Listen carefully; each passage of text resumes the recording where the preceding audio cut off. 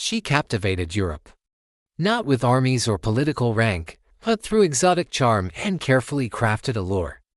Secrets were whispered in her presence. Political tides shifted after her encounters.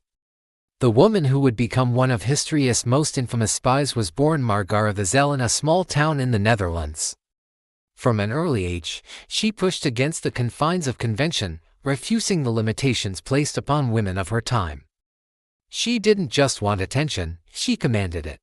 Arriving in Paris, she reinvented herself, shedding her old identity and emerging as Mata Hari, the Eye of the Dawn. She presented herself as a mystical Javanese princess, a dancer who could channel ancient rituals through sensual, groundbreaking performances. Paris, the glittering heart of the Belle Epoque, was instantly enthralled. The city's elite, its artists, politicians, and military leaders, all clamored for a glimpse. But while society celebrated her, it also doubted her. Generals and ministers saw a beautiful, entertaining distraction, a passing fancy. They underestimated her. They failed to see that her allure was not just an act, it was a weapon. Her charm was her leverage. By 1915, as the Great War tore Europe apart, whispers of a different kind began to follow her through the grand salons and private chambers of power. Few realized that this woman, with no official title or authority, commanded access to secrets that entire armies fought and died for. She achieved this not through force, but through a masterful understanding of desire and perception. On the surface, her story was one of fame and fantasy. Mata Hari danced, and the world watched, mesmerized. Newspapers from Paris to Berlin chronicled her every move, her scandalous costumes, and her rumored affairs with powerful men. Parisian high society, ever hungry for a new sensation, eagerly constructed myths around her. Was she royalty? A high priestess? A fallen aristocrat? She let them wonder, carefully controlling the narrative. She was the master of the gaze. In a world where men held all the power, she flipped the script. They thought they were watching her, but she was studying them. She controlled their attention, their desires, and by extension, their weaknesses. It was never about force. It was about presence.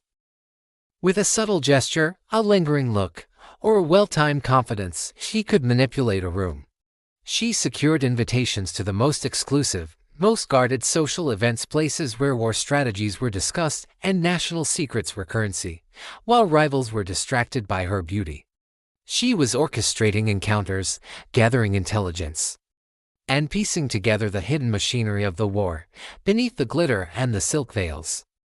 Every step was a calculated move. Her dances weren't just art, they concealed a form of espionage, a series of subtle power maneuvers that traditional history often overlooks. High-ranking officers, enchanted by her mystique, entrusted her with carrying personal letters across enemy lines. They saw it as a harmless favor for a charming companion.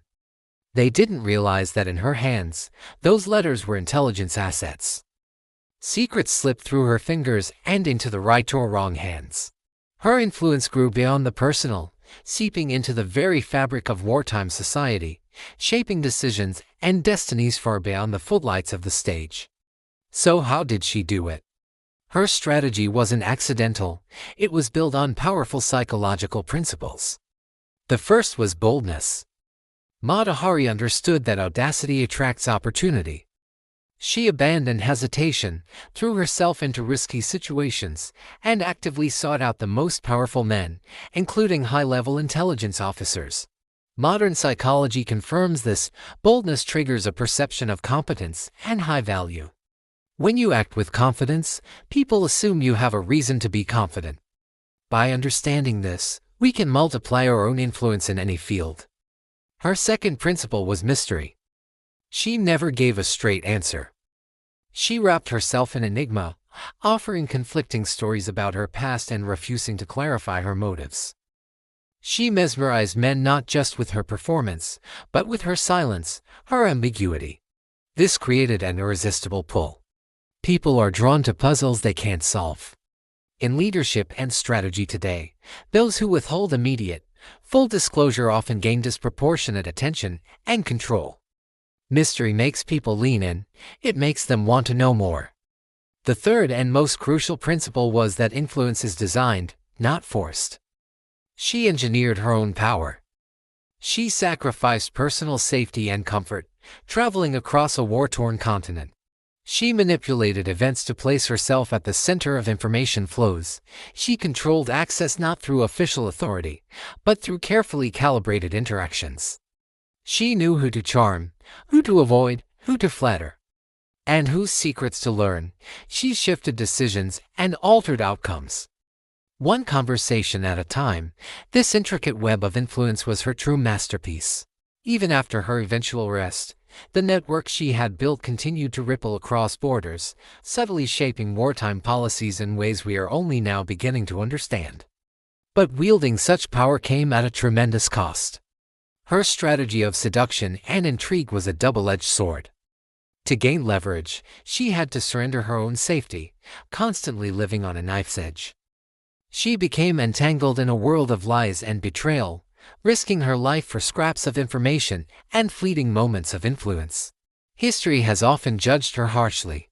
She was condemned not simply for espionage, the evidence for which remains debated, but because society was terrified of a woman who wielded desire as a strategic tool.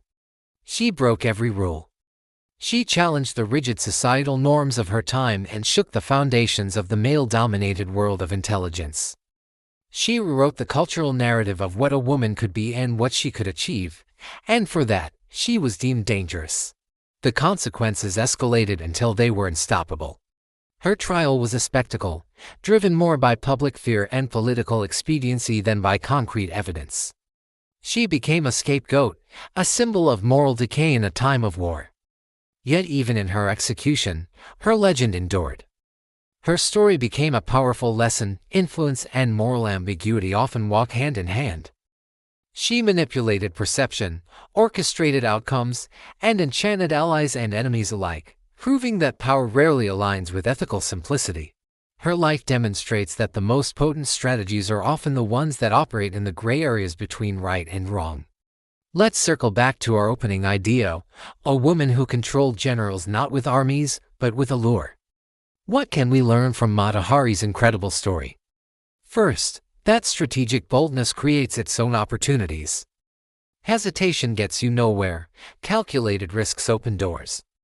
Second, mystery is a powerful tool. In a world of oversharing, a little bit of enigma can multiply your influence exponentially.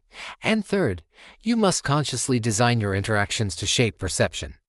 Influence is not an accident, it is an art. Mata Hari maintained her power for years. Not through brute force, but through a deep, intuitive understanding of human desire, psychology, and perception. While history often reduces her to a scandalous footnote, we can see her as a case study in subtle influence, calibrated risk, and the complex ethics of power. Now, imagine what other figures have transformed our world, not through what was seen, but through the unseen currents of strategy and desire. Thanks for watching, and if you enjoyed this deep dive, make sure to subscribe for more.